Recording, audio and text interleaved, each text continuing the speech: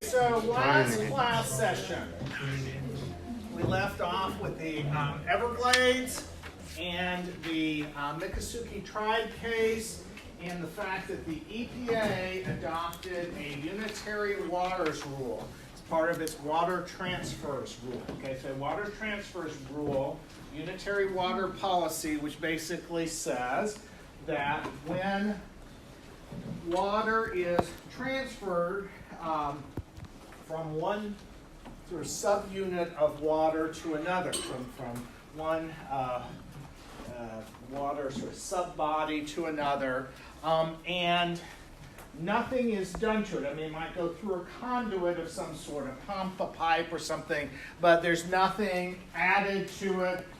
Even if that water is polluted, it is not a discharge of pollutants into waters of the United States. So that's the rule that the EPA adopted in, I believe it was 2008.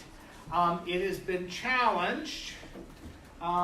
There were some lower court rulings, some federal district court rulings that invalidated the rule, but the appellate courts have reversed those trial court rulings and have deferred to the agency using Chevron deference. Okay? So what had happened is the trial courts had said the Clean Water Act is ambiguous. Okay, step one of Chevron, right? The Clean Water Act is ambiguous, but they said, that the agency's interpretation was unreasonable. They said the agency's interpretation was unreasonable. The appellate courts said, well, okay, yes, we agree that the statute is ambiguous, but the agency's entitled to deference, and this is a reasonable interpretation. Right? That they basically, the idea that you are not actually discharging into waters when you're simply moving water from one area to another. Okay, so that's so. In the Supreme Court declined to take the Second Circuit. It was the last case on it was a Second Circuit case, and so now it's pretty uniform across the country now that the unitary waters policy for water transfers is the interpretation by the EPA. So that's been upheld. Okay, so little Chevron deference going on there.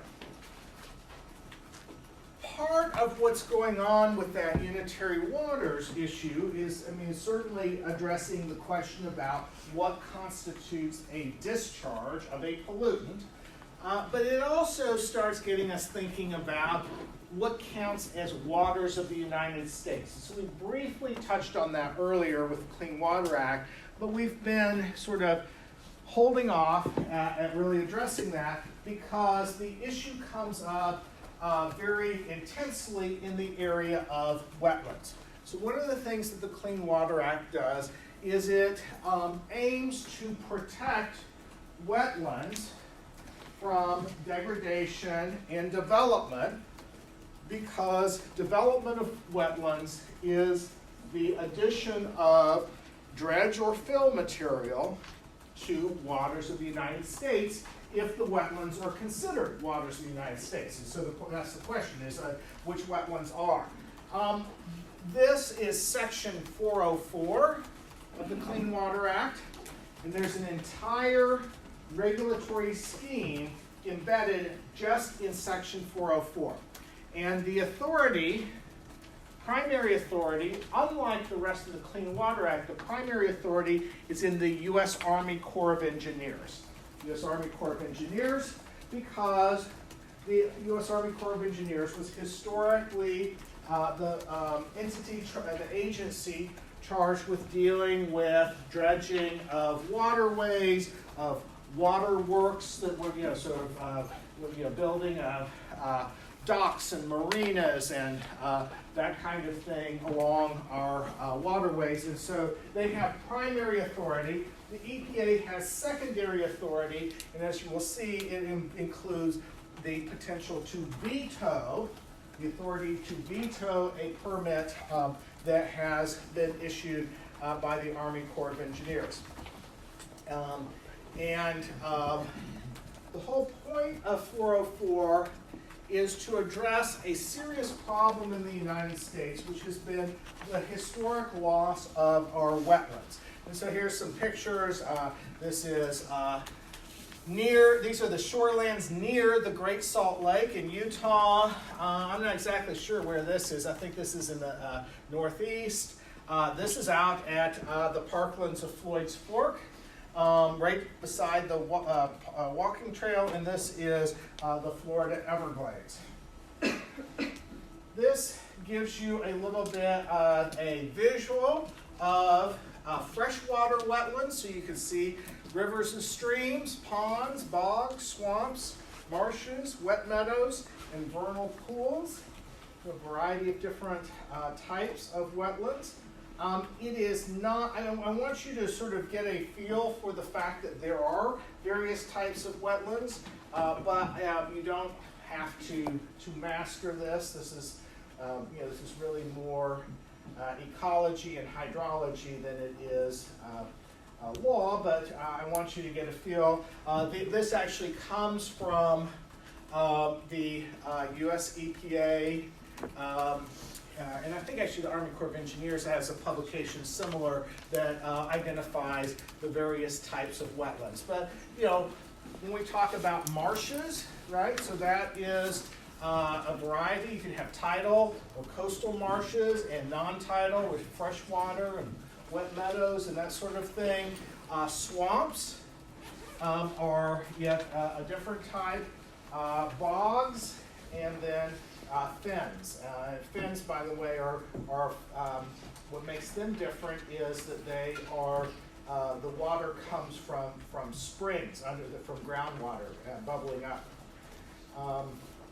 So all the way, all the way back from the early history of our nation, wetlands were viewed as something bad, where they were sources of mosquitoes and malaria, and they interfered with productive use of land, right? I mean, they were wet and swampy, and had all sorts of dangerous things living in them, snakes and whatnot.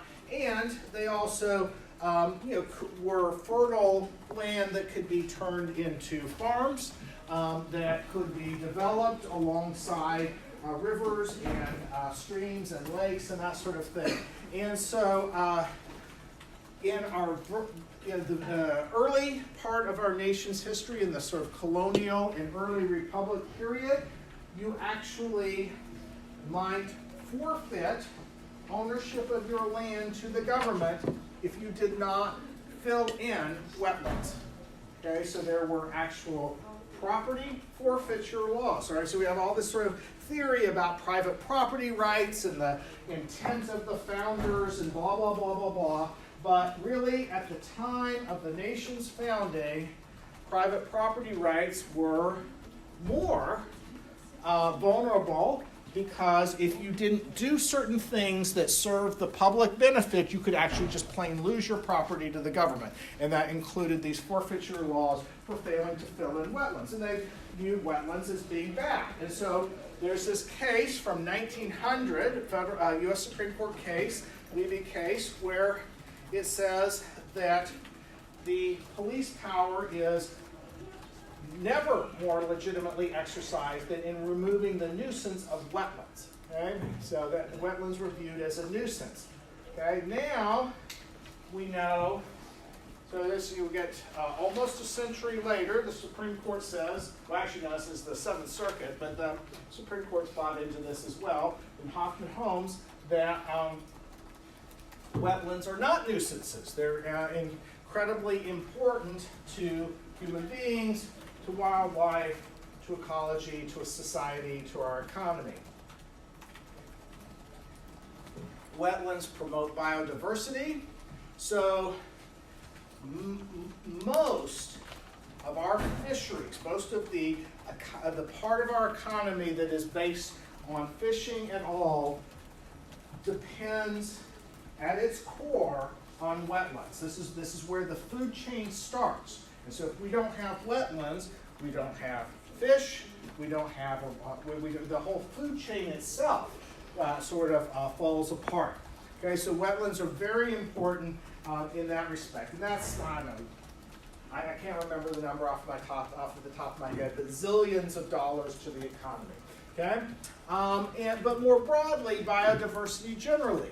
Migratory birds depend extensively on wetlands, but all sorts of species. Wetlands filter pollution. They store carbon, so they are actually important carbon sinks for the purposes of moderating climate change. So when we get to talking about climate change, we're talking about causes, and then we also want to talk about things that can be done.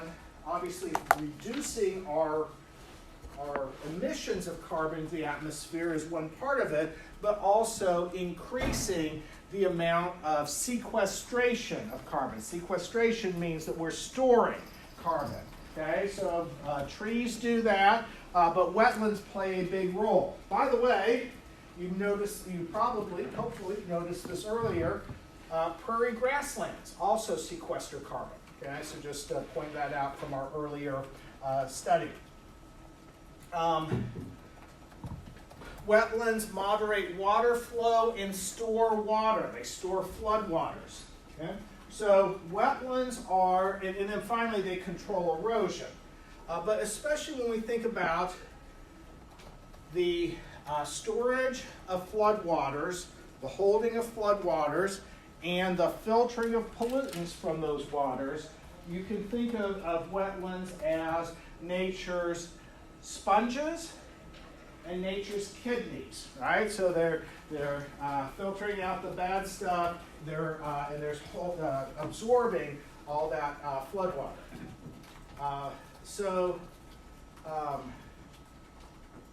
And actually, let me just point out while we're here that while we're talking about it, that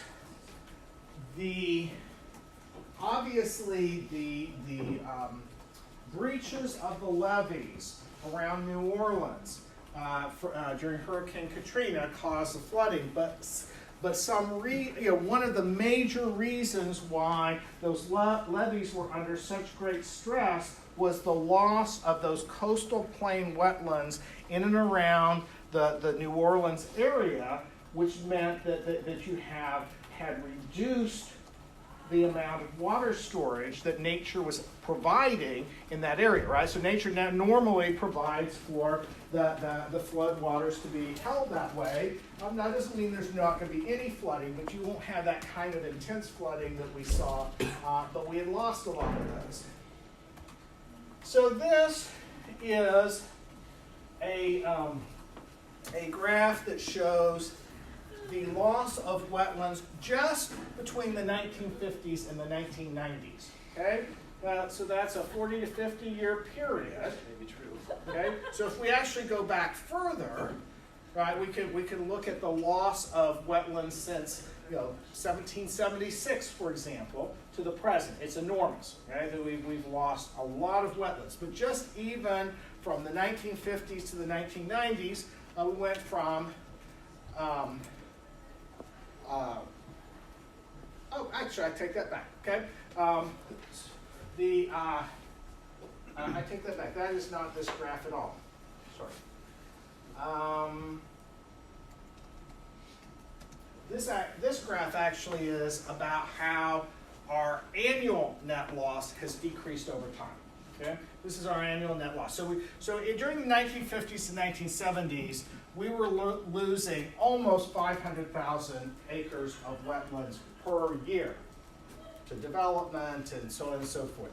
And then by the 80s and 90s, we were down to a loss of close to 60,000 acres of wetlands. But now think though about the cumulative impact of that, right? I mean, so we've been filling in wetlands since Europeans started settling North America. right? And so you have this enormous acreage loss. So we're slowing the loss, but we still have a net loss every year, right? Okay, so that's the issue. Now, hold on, let me just say one other thing though. In the early 90s, the President George H.W. Bush, the first Bush, adopted a no net loss policy for wetlands. Okay, so part of this was the official adoption of a policy that says we are aiming to have no net loss of wetlands. Okay, we'll talk about what that means, but that was a big step forward because previously we've been certainly reducing our net loss, but we hadn't actually adopted that as a policy. Jimmy. Has the reduction in wetland loss been at least in part because of the reduction in overall wetland amounts in the U.S.? Partly, but there's still plenty to fill in. It's actually really in large part due to the Clean Water Act. Okay, so this is one of the things that you can talk about. To what extent does the law actually have any impact? And I think the bottom line here is that if you think that the Clean Water Act is going to ensure that we protect all of our wetlands, that we don't have any net loss of wetlands at all, etc., you are way overly optimistic, right? You have too much faith in the law, because that is not true. On the other hand, if you are the pessimist and you say, oh, well, this doesn't have any impact, this is just a bunch of regulations that don't actually protect the environment, they just create this sort of bureaucracy, or we're allowing too much development and it's just we're still losing all the wetlands just as we always were. That's not true either. Okay, so in other words, we have seen improved practices, and yet we also continue to see wetland loss. Okay, so it's both and. And by the way, side note, I just got something a few days ago about a species, and now I can't remember what one it was, so I apologize, but it has come off the endangered species list because it's a success story. It's actually been recovered. Okay, so that's the glass half full. The glass half empty version of it, though, is that it is what we call a conservation-dependent recovery. The reason that it has recovered, and the only way that it's going to continue to stay off the endangered species list, is because we've taken certain proactive conservation measures to try to keep it from going extinct, right? So you see it's sort of glass half full, glass half empty, okay? And so that actually is going to be much of what we see with with environmental law. Okay, another example. Okay, so and this is a side note, but we're not really doing the Clean Air Act. But if you were to look at hospitalizations and illnesses, actual air quality data, and photographs of Los Angeles in the 1970s and 1980s, and compare them to now, okay, LA's got a lot of people, it has air quality problems, but the air is much better. It's much better, even though it's still very auto-dependent, much better. And why? Because of the Clean Air Act, okay? The Clean Air Act is the key factor that has led to, we no longer have lead in gasoline, right? Okay, so I mean, just think about this, that there was a time in which everybody was exposed to lead because it was in the air, because it was in our gasoline. Right? I mean, most of you can't remember that, but I remember as a kid, there was lead in gasoline, right? I mean, that was just, that was part of it, right? And so actually, anywhere near highways, there is lead in the soil.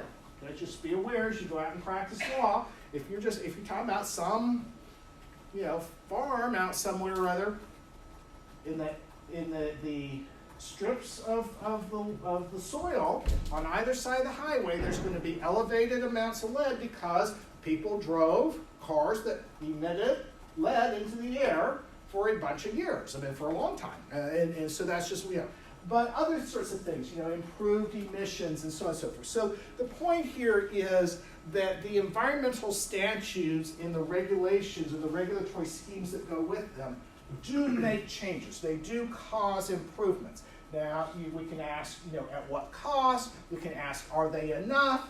There's lots of ways of looking at it. Again, half full, half empty. But to sort of say, well, they don't do anything is just not accurate.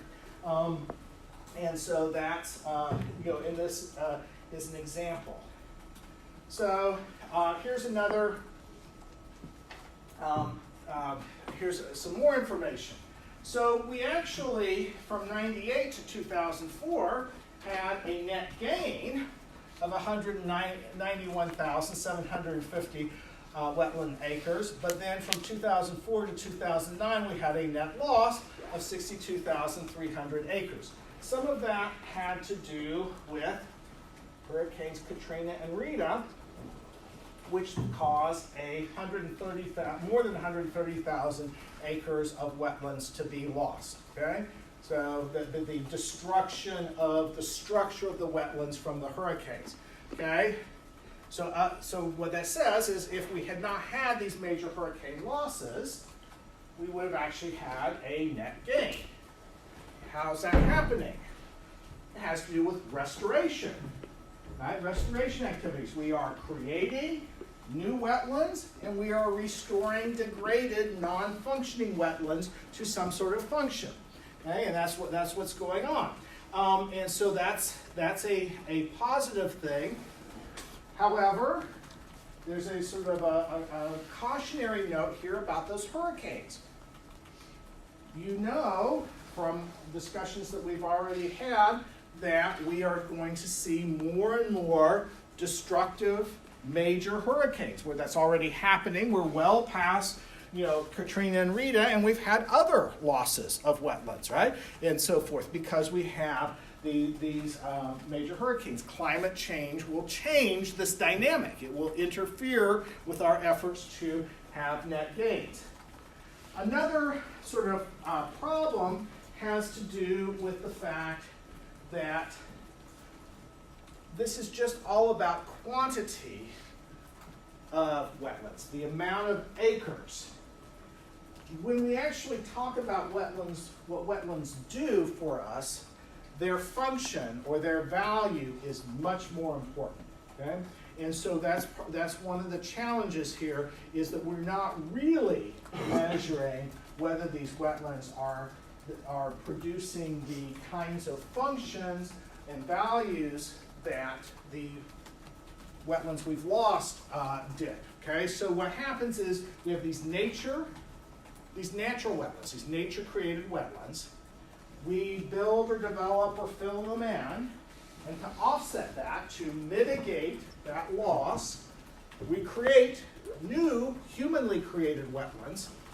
And in general, there are two characteristics of the newly created wetlands that usually, not always, but usually make them less useful. One is that they are in locations that are different than the ones that we developed or have lost, right? So the newly created or restored ones are in other locations. So one of the things we know in Florida, for example, is you have all these losses of wetlands along the coast, which have really significant benefits in terms of protection against hurricane, storm surge, erosion, etc.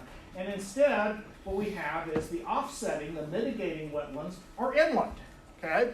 And so they don't, they're still valuable, but they're not as valuable. They don't produce the same kind of functions.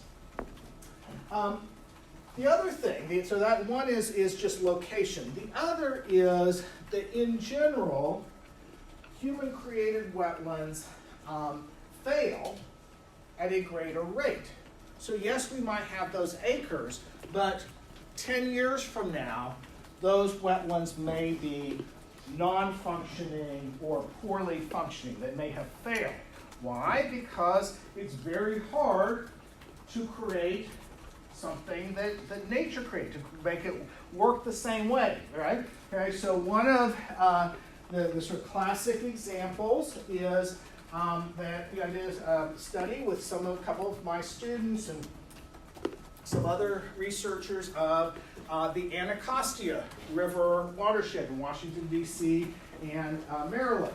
And that was a highly degraded urban watershed tied up with a lot of social justice and racial injustice issues, with slavery and segregation and the use of urban renewal to drive out low-income black people from their neighborhoods and develop it up. And so it also included with that, a lot of development of the wetlands and a lot of pollution, industrial pollution that ended up in the waterway, okay? So it was toxic to come into contact with the Anacostia at one time. And they had the most fish cancers of any waterway in the United States at one time. Okay, so it's really polluted. Over time, there has been a massive cleanup, and many of the efforts to engage the low-income and African-American neighborhoods have been tied up with the whole idea of conservation and restoration. So a lot of restoration activities and a lot of planning and protection and cleanup and so forth.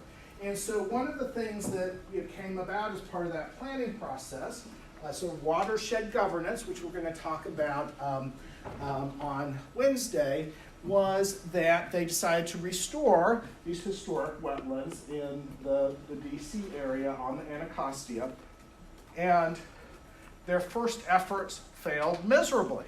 Why? Because the river itself is so much more shallow than what it was in 16 whatever or other, when some British explorers sailed down it or whatever, right? So historically, there was much more water depth, which then meant that the soils were different, right? And so now you have all this sediment that has come off of all these tobacco farms throughout the 1800s, and then all of these sort of toxic soils and toxins in the soil that came off from the industrial development and the suburban runoff and all that kind of stuff. And you have all that, and it's made the river shallow, but it's also changed the dynamics of those wetlands. You can't just plant the same stuff. You can't just add, add water to the land and make it work the same. So what they've had to do is step back and redesign the wetlands to be something other than natural wetlands. Whether you call them restored or not, they're not retro, right? You're not going back to something that used to be, because it's simply not humanly possible to recreate what was, okay? You cannot recreate what was, so you have to create a different kind of wetland that will function under the circumstances, okay? So your choices are something new that works, or an attempt at a retro, sort of a retro wetland that fails. And those are the two options. And so that tells us that, for one, allowing wetlands to be destroyed ends up producing overall a net loss in function, even if we end up mitigating the acreage loss. So Section 404 then regulates wetlands, protects wetlands and the filling of wetlands. And there are sort of 5 issues or 5 processes that happen. First is what's called the delineation process. Is your particular land a wetland? And under the statute and the regulations, that is determined by its hydrology, so how much water. And the basic rule is, if it holds standing water for at least 10 days out of the year, then you check the hydrology box, okay? That satisfies that particular element. Then you look for hydric soils. What are hydric soils? They are certain kinds of soils that tend to occur in wet conditions. Okay, so there's certain kinds of soils that qualify, and so if you find that the soils are hydric soils, check that box. Third is hydrophytes or hydrophatic vegetation. Okay, this is water-loving vegetation. Certain kinds of plants tend to grow in these kind of soils, these kind of conditions. And once again, what are we talking about? Wetland, right there, it's land, but it's also water, and it's both, right? And so we're looking for what kind of vegetation goes there. So if you have that, you check that. So the land, so let's assume that you have 200 acres of land and that you want to develop. Well, the wetlands, your land might not have any wetlands. Your land might be entirely wetlands. Or the delineation might show that certain parts of it count as wetlands and other parts do not, right? Some are dry, some are elevated enough that they're not wet enough of the year, and so forth, okay? So generally, what's going to happen is that the U.S. Army Corps of Engineers is either going to do the delineation or they are going to have to be satisfied with your expert scientist's delineation. In other words, they want to make sure that whatever, if you went and paid for your own study of the property, that your expert scientist has properly delineated the wetland. Secondly, for those lands or those parts of lands that are indeed wetlands that meet these regulatory definitions, are they subject to federal jurisdiction? So this is what's known as a jurisdictional determination. What kind of wetlands, and is there some connection, as we're going to talk about, to navigable waters in some way? So that's jurisdictional determination. Third is there going to be a discharge of a pollutant? If you are planning to develop it, if you are planning to put anything in it, okay, it will be a discharge of a pollutant. Okay? So we're not talking about just toxic chemicals, right? It's not, the big chemical company spewing stuff out into the wetland. We're talking about really anything that you're adding to the land will count as a discharge of a pollutant. Fourth, is a permit available and according to what standards and processes?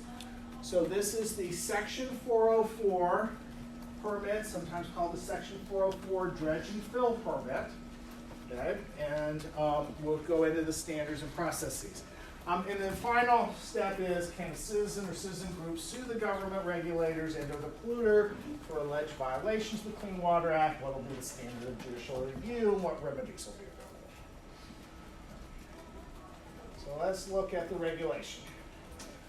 So, addition of dredge or fill material into waters counts as subject to 404. Okay, the draining of wetlands by itself is not regulated by 404.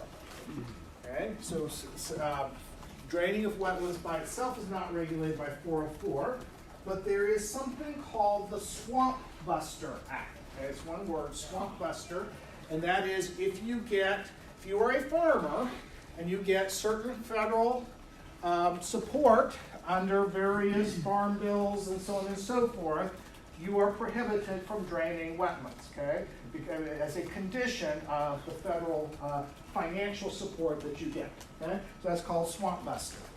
So 404 itself doesn't prohibit it, but the Swamp Buster Act may condition your federal financial support on you not draining the wetland. If you go in and you sort of dig up the wetlands as part of trying to drain it or whatever, okay, in general, you come in with bulldozer and you lift some of it up and you deposit it back. That is the addition of a pollutant, okay? So that's redeposit.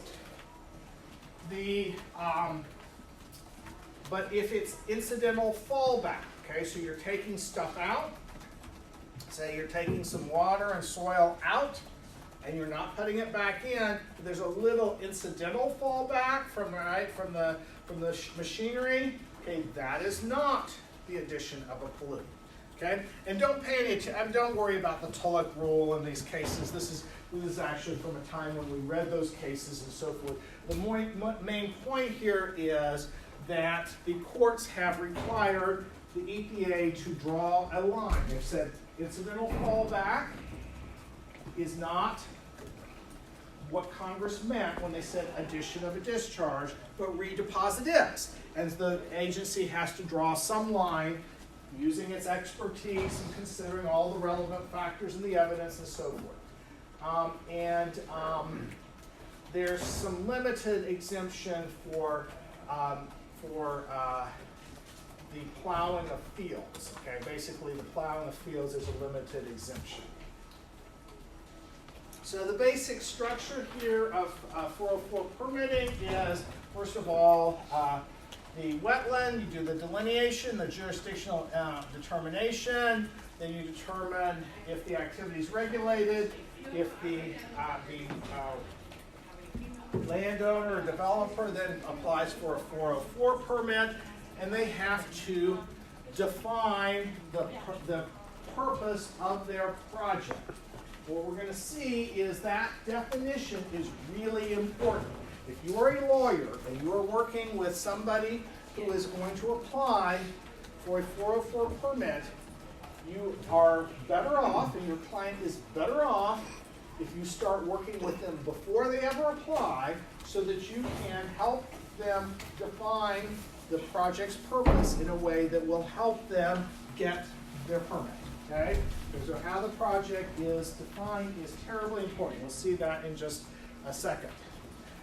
Then you look at the impacts of the project on wetlands and waters of the United States. So not only the wetlands themselves, but their impact on any interconnected or interdependent waters. So like if this means the filling of this wetland is going to be more pollution in the stream several yards away, then you look at those kind of impacts. And those include cumulative impacts.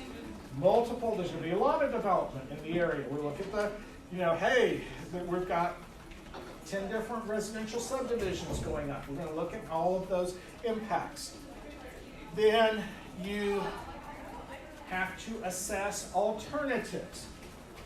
Are there any practicable alternatives with less adverse impact on the aquatic ecosystem?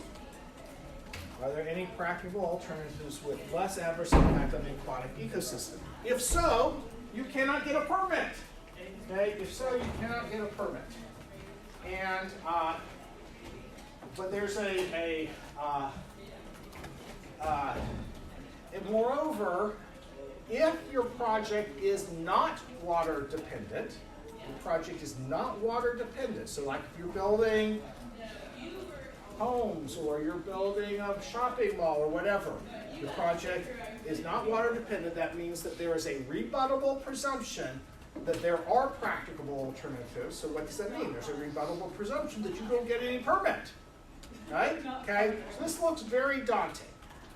Now what we're going to find is there are all sorts of ways you can get a permit. Okay? We're going to look at how you do that. But this is what the law says. This is the language in the statute.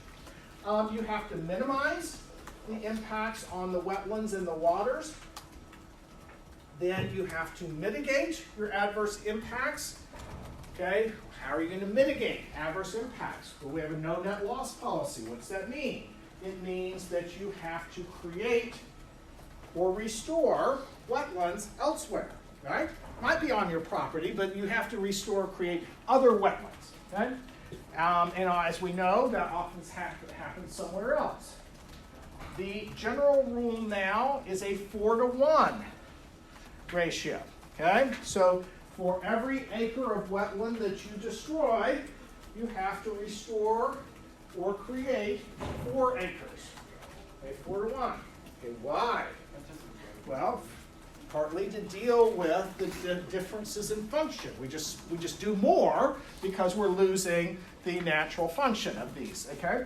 And to try to get some net gain instead of net loss. Well, how does this work? One way it works is that you buy credits from a wetland mitigation bank. You buy credits from a wetland mitigation bank. What is a wetland mitigation bank? It is somebody who has already restored or created wetlands and gotten certified by the U.S. Army Corps of Engineers as having X number of having credits for X number of acres of wetlands that they can sell. Okay? So let's assume for a moment that you want to develop some wetlands, and meanwhile, I have a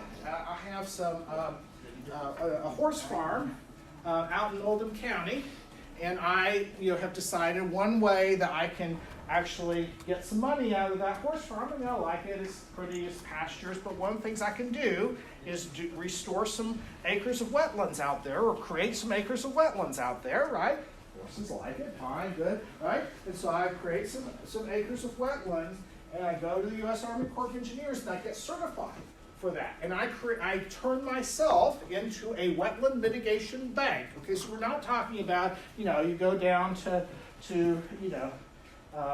Fifth Third Bank, right? That's not what we're talking about, right? We're talking about, I am the holder of these credits. That makes me a wetland mitigation bank, and you can come and buy those credits from me. So, but here's the thing, is if you want to develop 20 acres of wetlands, you're really hoping that I have created 80 acres of wetlands out on my farm, right? Does everybody see that? And if I don't have 80 credits to sell you, you may have to go to multiple banks, right? You may have to buy, 20 from me and 40 from somebody else, and so on and so forth, right? You get the idea, okay? So that's how that works. There's some processes and terms and conditions that we'll talk about in terms of the permit decision. As I mentioned before, the EPA has veto power, and there's an enforcement mechanism. There are various enforcement mechanisms, including civil suits by citizen groups. Okay? So we're going to spend some time talking about which wetlands are subject to federal jurisdiction under the Clean Water Act. And so the constitutional foundation of all this is the Commerce Clause, and you should all be familiar with the Lopez test, right? Right? Commerce Clause, yes? You're like, oh God. Okay, so, all right, but, okay, I promise you though, environmental law is easier than Marcuson's common law class, so don't, yeah. But this is the basic, right, where Congress's Commerce Clause power includes regulation of the channels of interstate commerce, regulation of the instrumentalities of or persons or things in interstate commerce, and activities that substantially affect interstate commerce. So this is the basis for Congress's authority to protect the waters of the United States. Well, some waters are obviously channels of interstate commerce, and their use and development are activities that affect interstate commerce. What waters would those be? Those would be navigable waters. Okay? We use navigable waters in interstate commerce. So all navigable waters count. Okay? And that is true if they have been historically navigable.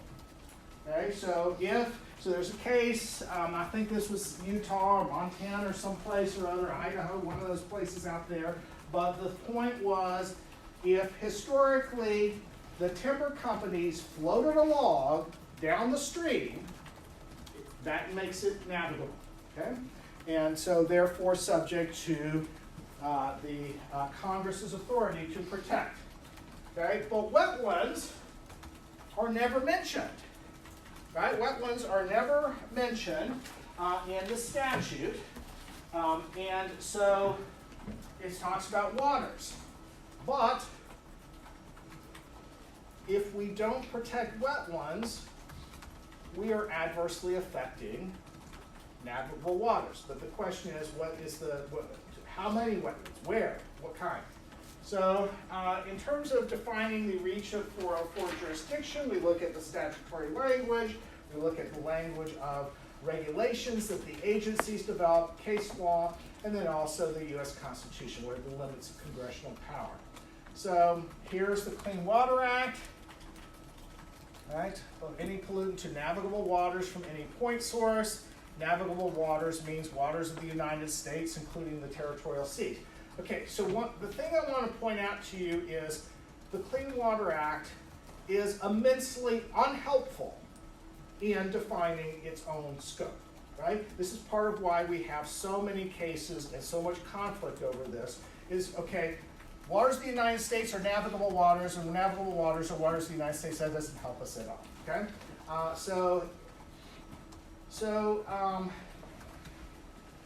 Before a case called Rapinos, the Corps had a set of regulation which said it's a bunch of other, it's obviously navigable waters and interstate waters, but also other waters, including wetlands and so forth, prairie potholes and wet meadows, et cetera, the use, degradation, or destruction of which could affect interstate or foreign commerce. Okay?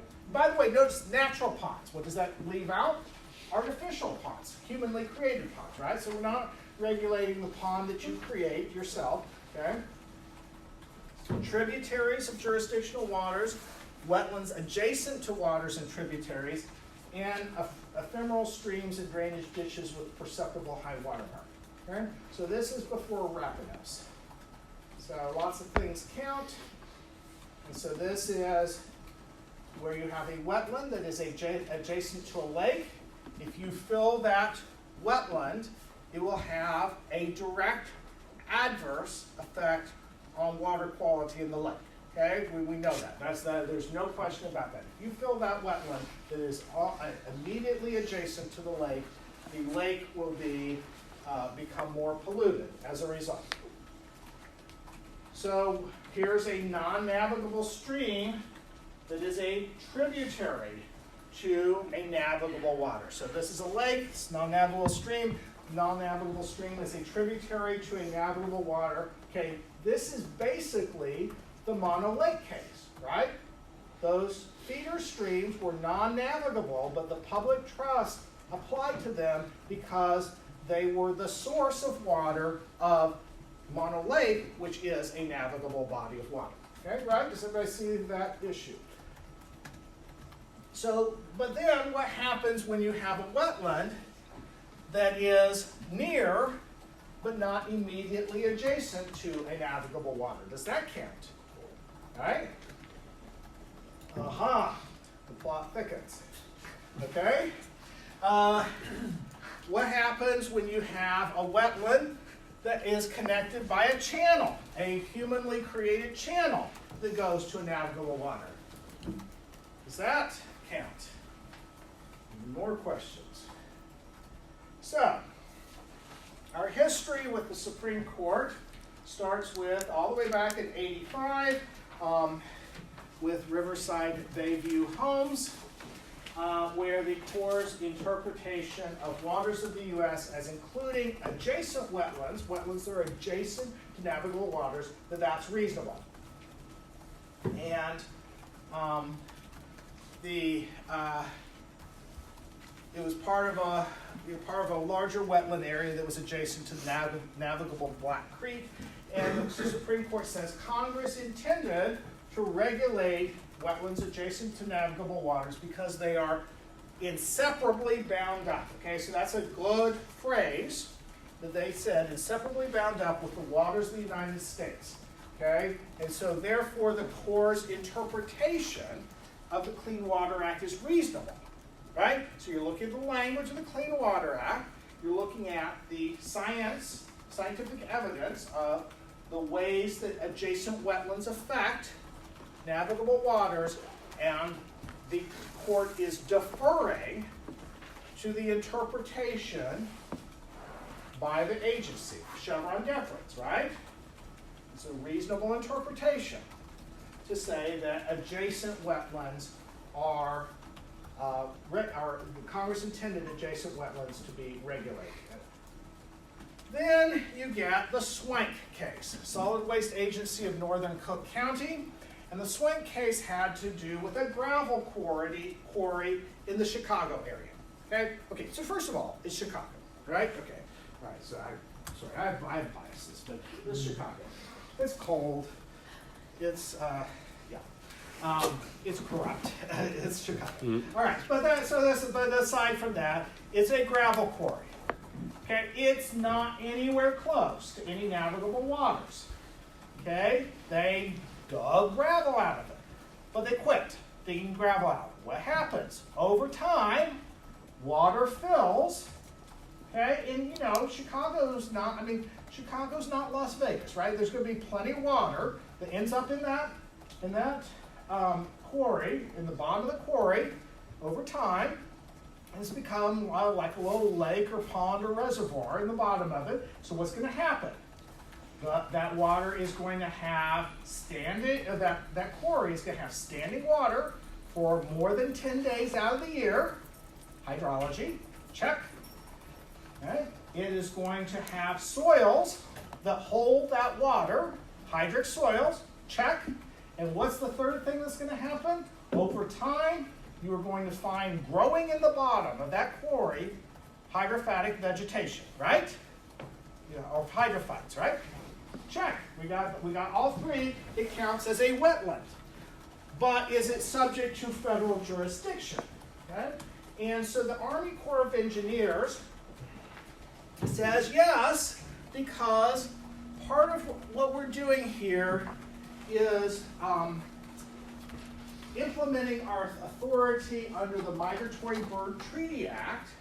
Okay, so now we're down in the international treaty power and so forth. And there are interstate and international migratory birds that are flying around, and they're looking down at this gravel quarry and saying, "Hey, I'm going to come down here and eat some grubs or whatever's in the water, or I'm going to." I'm going to hang out there, I'm going to nest there, I'm going to bathe there, drink water, whatever, okay? So it's being used by migratory birds. And the Supreme Court says, nice try, kiddo.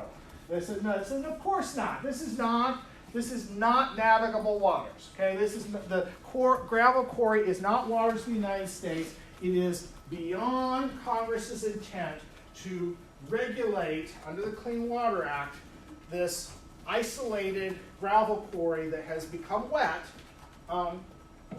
simply because some bird might look down and land there. Okay, so that's not enough. And they said it was the significant nexus between the wetlands and the navigable waters that informed our reading of the Clean Water Act and Riverside Bayview Homes. So that starts giving you some sense of where they're going. Okay? So now we go to Rapinos and Carabel. So this is 2006. So companion cases. And Rapinos is a developer who filled 54 acres of wetlands without a permit and in defiance of an order from the Corps and a cease and desist order from the state.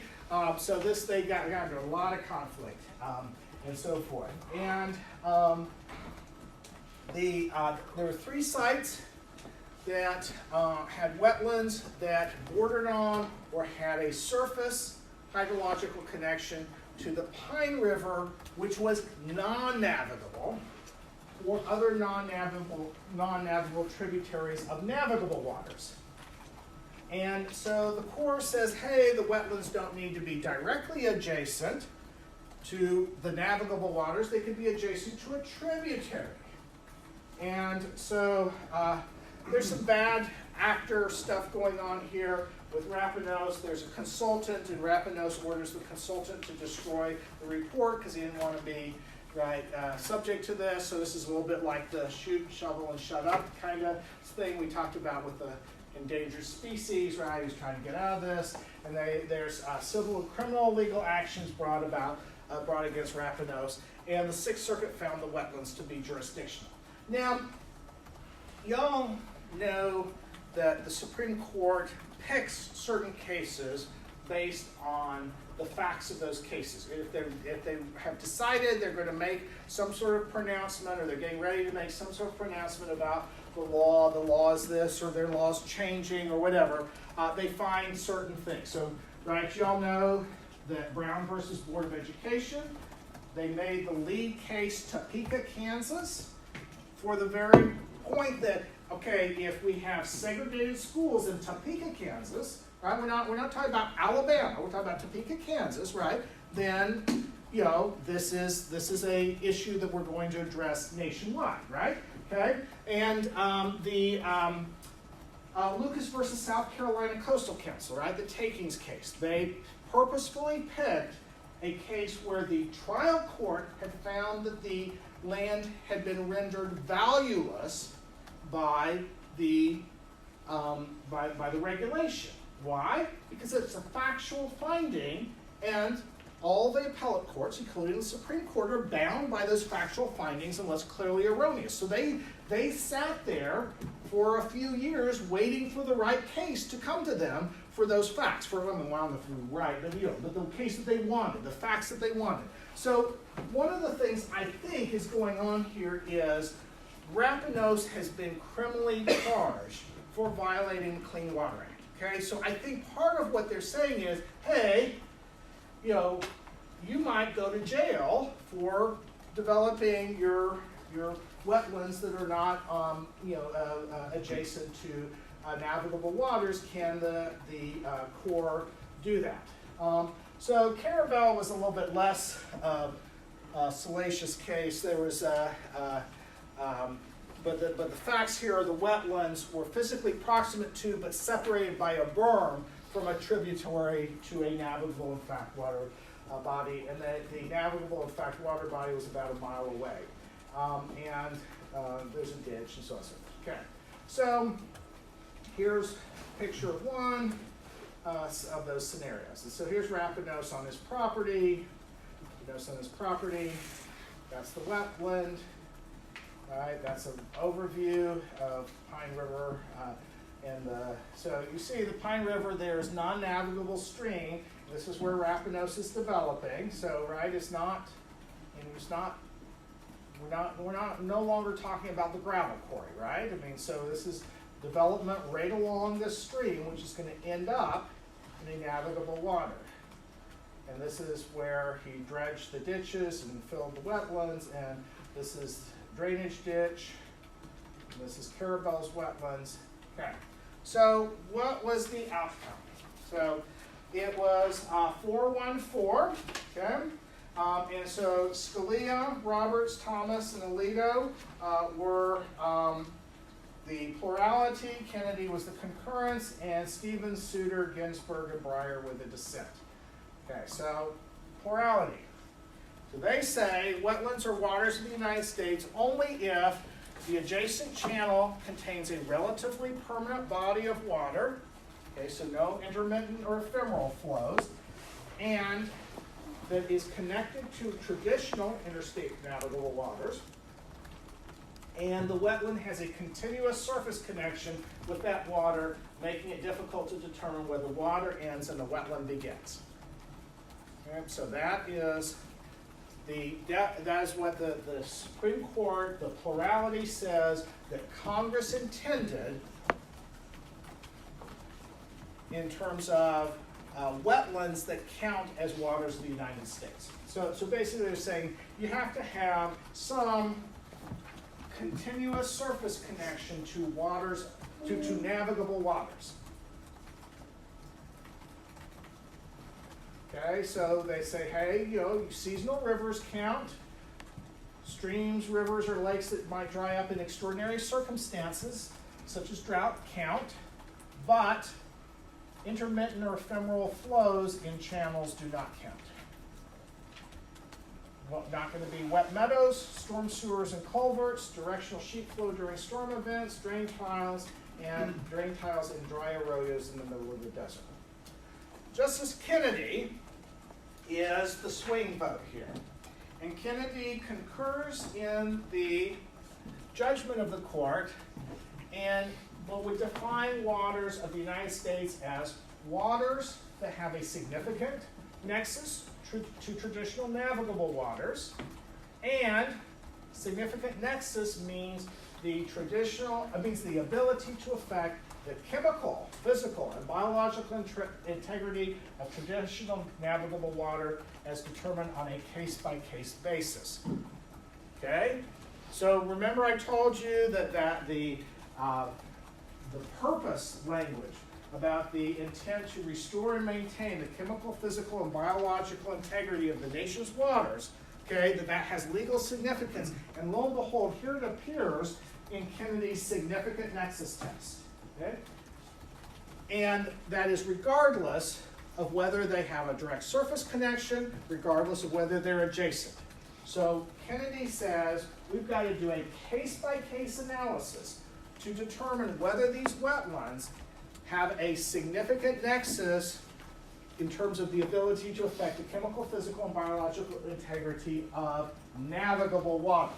Okay, so what he's saying is, if we fill these wetlands, what kind of impact is this going to have on navigable waters? And that should be the focus, regardless of whether there's a direct surface connection, regardless of whether they're adjacent. Stevens, Ginsburg, Souter, and Breyer would defer to the agency's interpretation under the Chevron doctrine, and they basically reject both Scalia and Kennedy's interpretations. So they remand the cases, okay, typical approach. And what happens for several years after this is that there's enormous confusion over federal jurisdiction and which legal standard to apply. So one of the things that goes on for a while in federal district courts and federal appellate courts is, do you apply the Scalia test or the Kennedy test or both? Right? Do you have to have some direct surface connection? Do you look for the significant nexus? Or if it meets either one? Is that right? I mean, so you've got three options, right? And the courts are all over the map in terms of what they're deciding. Okay? Now think about this, all right? Right? For our problem, you are representing the Kentucky Farm Bureau. What do Kentucky farmers think about this enormous uncertainty? Right? They hate it, right? They hate it, right? I mean, they don't want to be regulated, but the uncertainty about which rule applies, how the court is going to determine this, whether if the court does one thing, would they be successful if they sue, whatever, right? And even more so for developers. Okay, the developers hated it even more because time is money for the developers, right? They're eager to move in having all this uncertainty about what test you're going to apply to determine jurisdiction, right? Jurisdictional determination was a problem. So, and there's a lot of conflicting decisions. So one of the things is, the agency eventually creates a guidance and so forth.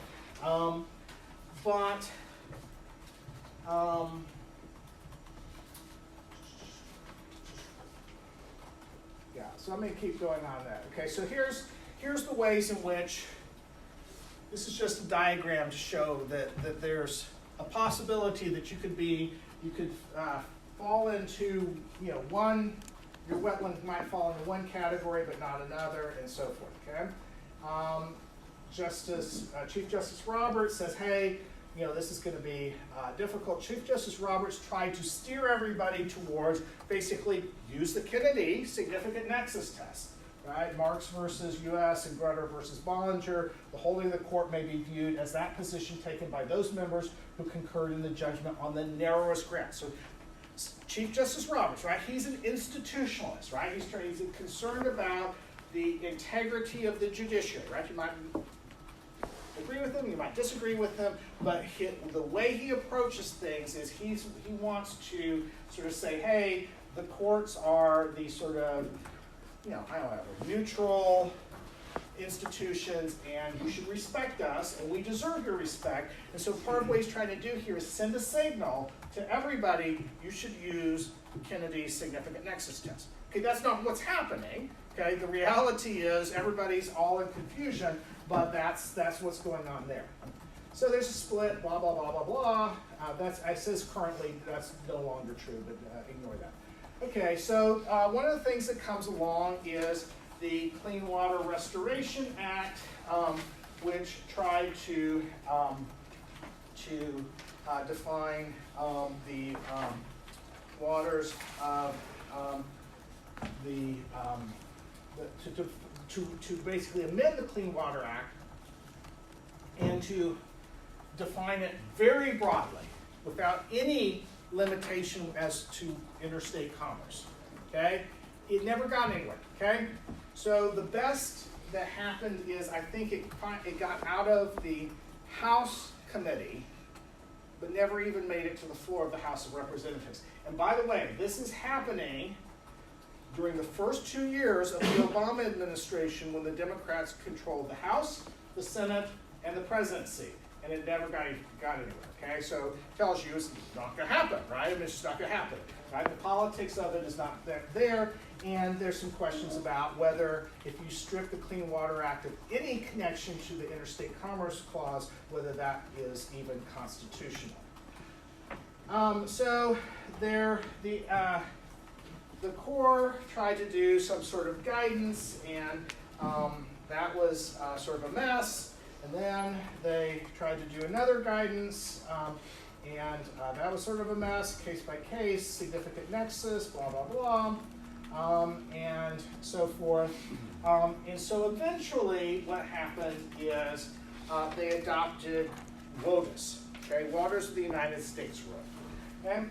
Now, one of the things that's going on during this time frame is that there are applicants for 404 permits who are waiving the jurisdictional determination. They're basically saying, hey, if we have wetlands, we're just going to admit to you, the U.S. Army Corps of Engineers, that these are subject to federal jurisdiction. Please go ahead and process our permit application.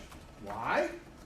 Because it was taking more than a year for the Corps to make jurisdictional determinations using these guidances. Okay? And again, time is money. So these developers, these landowners did not want to be regulated, but they would rather just get their permit than be caught up in this sort of uncertainty and be in a holding pattern while they're waiting for the Corps to decide whether there's federal jurisdiction. Okay, so there's this big, huge scientific report, Connectivity of Streams and Wetlands to Downwater Streams, which reviewed and synthesized more than 1,200 pieces of relevant peer-reviewed scientific literature, which is actually what you're going to have to do for the final in this custom piece.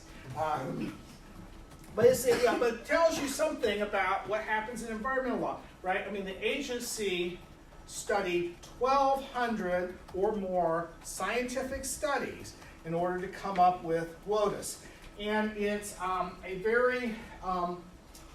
it was a very extensive rule, okay? And they adopted it according to notice and comment rulemaking. Notice and comment rulemaking. Having said that, there was a big difference between the proposed WOTUS rule when they first issued the notice, right? They issued a notice to engage in a rulemaking, and they issued a proposed rule, and they got comments, and based on the comments, they came up with a very different rule in the end. And you're going to see that that's a problem. Okay? So, and you don't have to pay attention to too much of this because in part it's no longer, it's been repealed. Okay, so but it's very broad, blah blah blah blah blah, very broad, blah blah blah blah blah. Okay, so legal challenges. Okay, lots and lots of things counted, but they used the direct connection and the significant nexus and found lots and lots of things had a significant effect on the lots and lots of wetlands had a significant effect on the chemical, physical, and biological integrity of navigable waters. And so part of what they said is, if your wetland is within a certain amount, I think it's 500 feet, of a navigable water, it automatically had a significant nexus to that navigable water. Okay, so there was sort of these broad rules. It got challenged.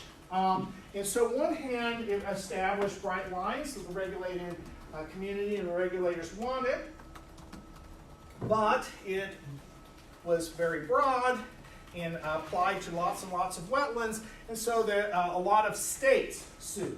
Okay, and so you had one group of states that sued in the Federal District of North Dakota, and they said, hey, the case-by-case analysis applied to remote and intermittent waters that do not directly bear on navigable and fact waters. The definition of neighboring wetlands was not a logical outgrowth of the proposed rule, so there was there for lack of notice, and there was no EIS prepared in connection with the rule. So, preliminary injunction in these 13 states. Then the Sixth Circuit, right where we are, and you can see Kentucky was a litigant, enjoined the rule nationwide in 2015, and they said, again, the proximity element was not a logical outgrowth of the proposed rule, and it's inconsistent with Rapinos.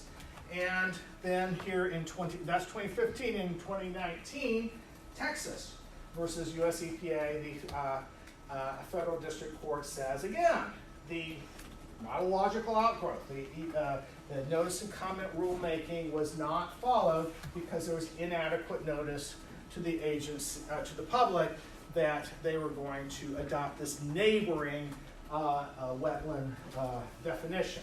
Okay, so those are the lawsuits.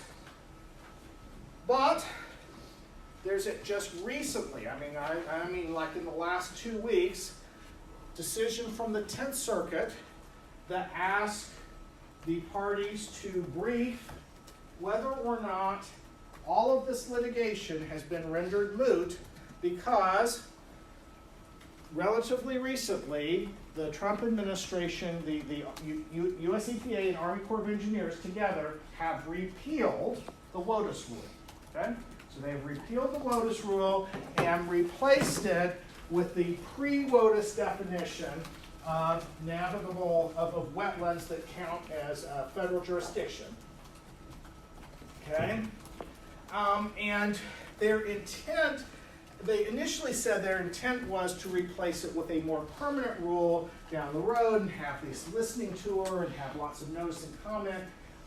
The future of a permanent rule is uncertain because they seem to have kind of backed away from doing anything about that. I don't know if that's a matter of time or what's going on with that, but the bottom line is WOTUS has been repealed by the administration, and so the old definition is back.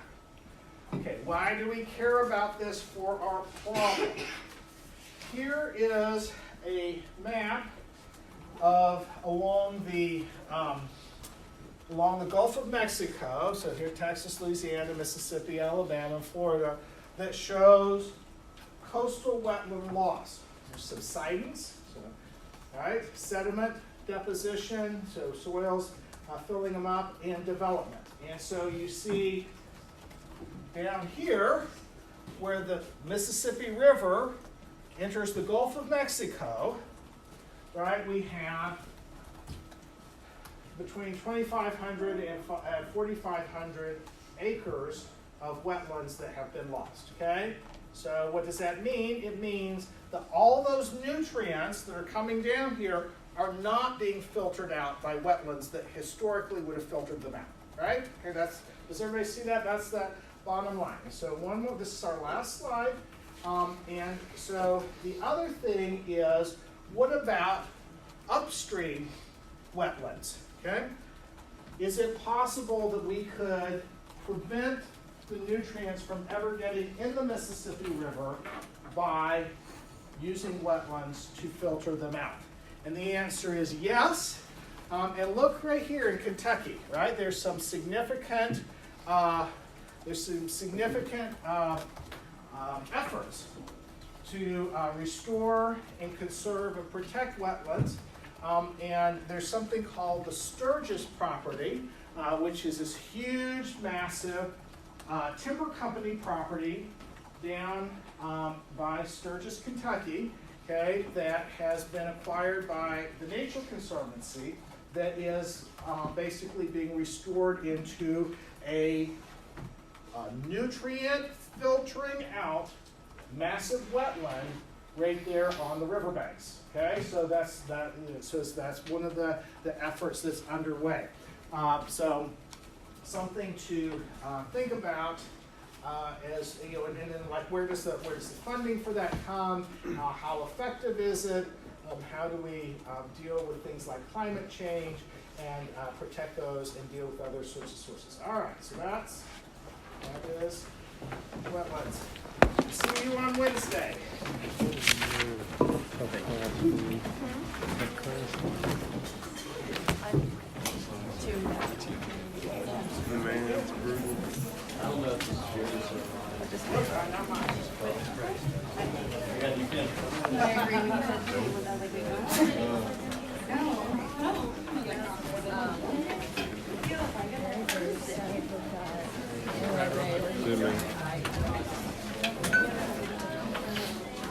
How did you look in your test?